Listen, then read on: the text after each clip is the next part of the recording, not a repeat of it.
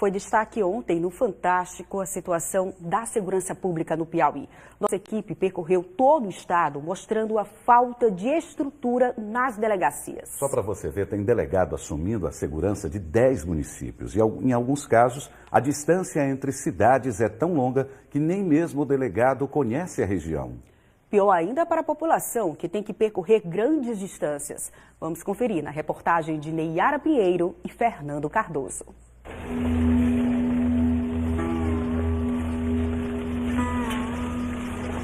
Sofrimento, ladeira e poeira, porque no lugar não tem o preciso.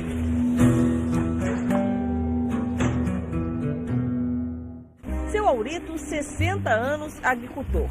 Há quase um ano ele enfrenta uma jornada frequente, 103 quilômetros, uma parte por estrada de terra, debaixo do sol escaldante do sertão do Piauí. Caminhei muito, muitas viagens que eu já dei aqui, pelejando e não consigo.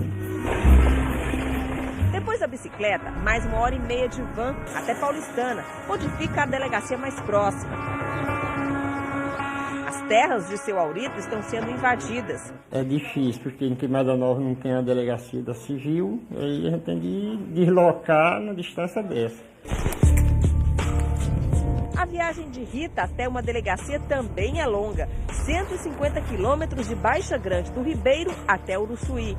A professora quer denunciar que o ex-marido não está cumprindo a medida protetiva que o obriga a se manter afastado dela. Uma coisa que poderia resolver por lá, então tem que vir até em Uruçuí, então a pessoa termina desistindo e não vem. Tenho medo.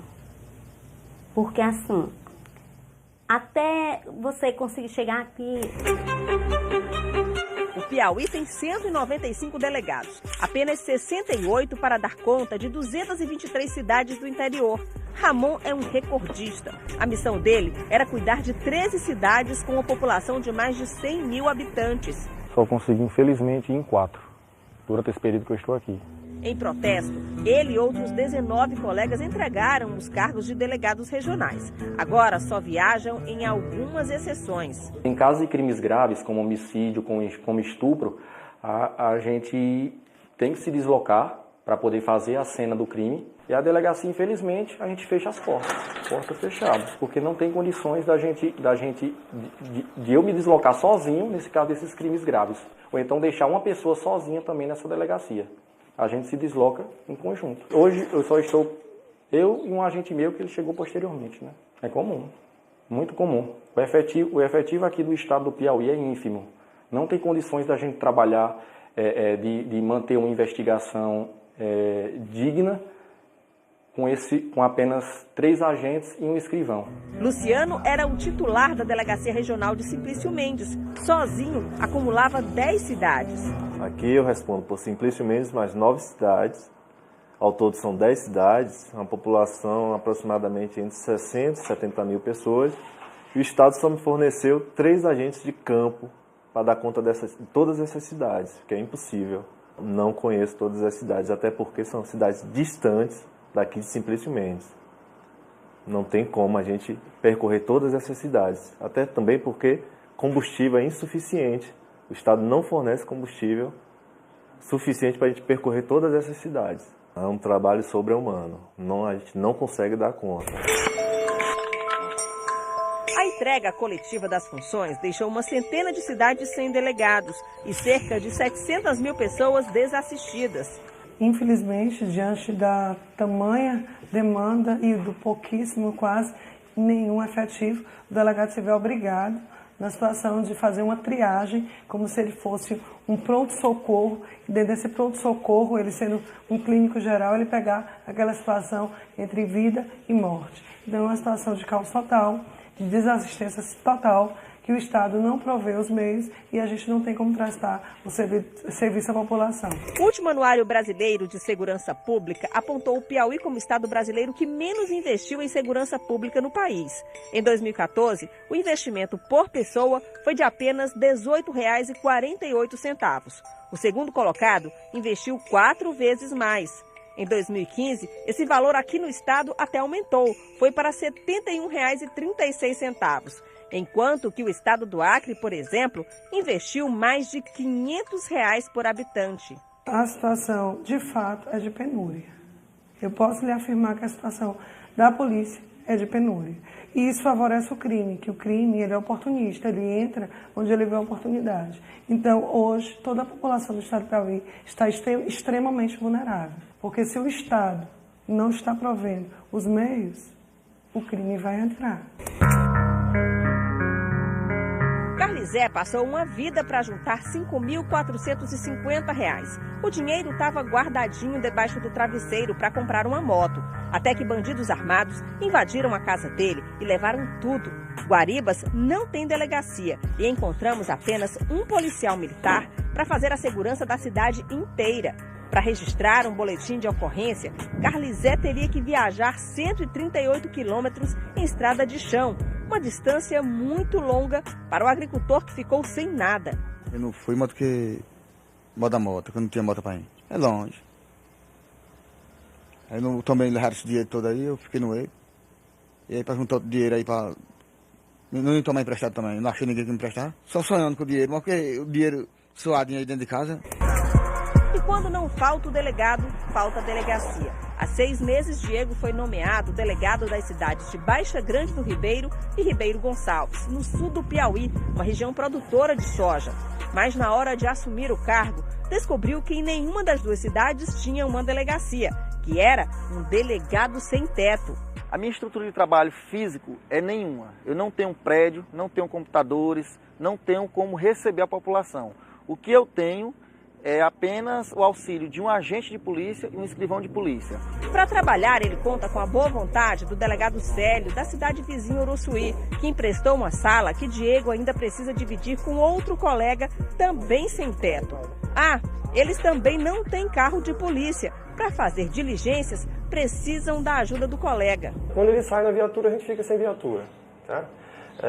A cota de combustível também, eles utilizam a cota de combustível da gente. De certa forma, no final do mês, vai ter sempre que ter aquela racionalização para que a gente não estoure a conta de combustível. Algumas demandas aqui da nossa cidade deixam de ser atendidas, por quê?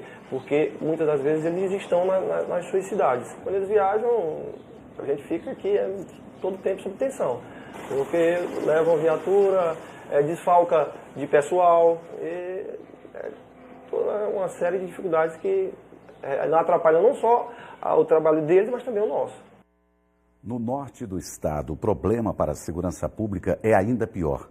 Falta estrutura para manter os presos e a justiça determinou um limite para deixá-los em celas improvisadas.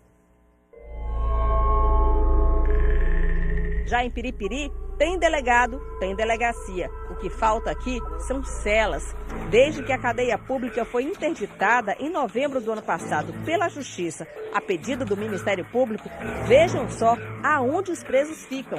Imagine ficar dentro dessa microcela, numa temperatura que chega perto dos 40 graus. É exatamente o que está acontecendo com esses presos agora. Além disso, vejam só a situação do outro lado do carro. Muito lixo, fezes, o cheiro é insuportável. E a Justiça e o Ministério Público conhecem essa situação.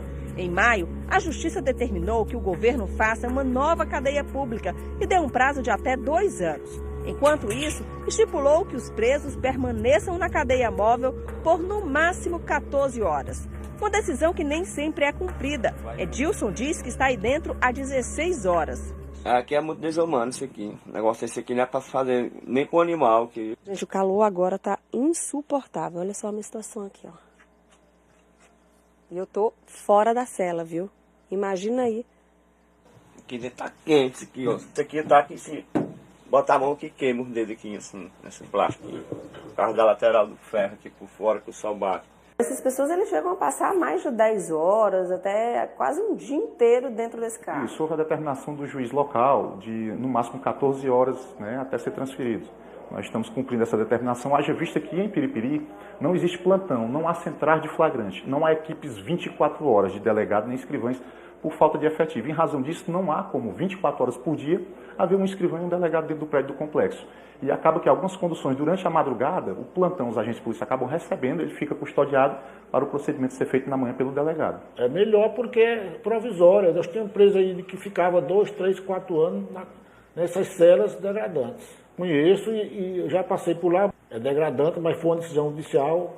Nós estamos aí para cumprir. Depois de 16 horas, Edilson foi transferido. Viajou 50 quilômetros até a delegacia da cidade vizinha. Aqui já tem cela, mas descobrimos outro problema. Em muitas delegacias do Piauí, falta comida. Se não fosse os que estão aqui na cela, tá há uns 3 dias sem comer. Não fosse eu. Se não fosse ele aqui, ó. Minha família vem deixar já para almoço e janta, tudo ao mesmo tempo. Aí, em vez de eu dividir para mim 2 vezes, não. Eu divido com quem está aqui, que não tem alimentação. Despesa com alimentação fica a cargo do governo do estado, da Secretaria de Segurança Pública. E é pago todo mês a questão da alimentação dos presos. Por vezes, os próprios presos, eles preferem que a própria família leve essa comida para eles. A obrigação do Estado existiria, mas contrato de alimentação, não. Como é que é feito no dia a dia? No dia a dia, o familiar acaba que é quem arca com os custos da alimentação, fornecendo a alimentação dos presos. E sobre o efetivo da Polícia Civil, o delegado-geral explica como é feita a distribuição dos profissionais.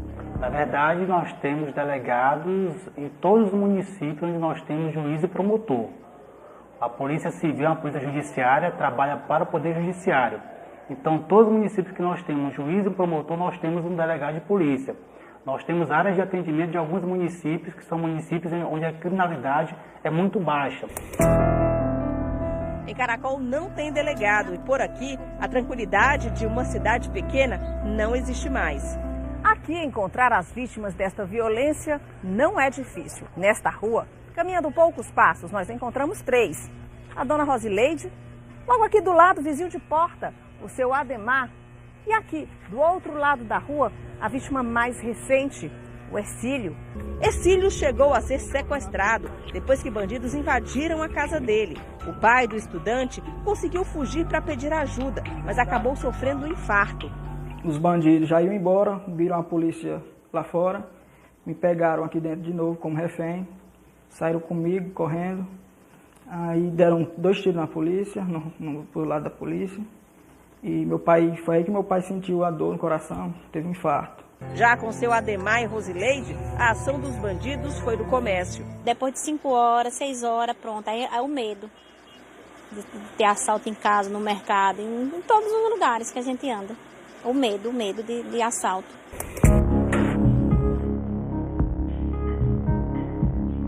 O número ideal seria de 3.400 policiais civis que nós temos na nossa lei, que seria o aumento de 100% do efetivo, que é o número que a lei estabelece. Nós temos 1.700.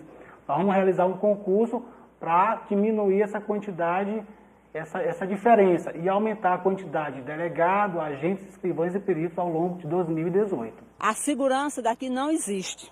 Não existe. Tudo que se quer aqui vai para São Raimundo Nonato, 100 quilômetros de distância. É caótica a situação de segurança na cidade de Caracol.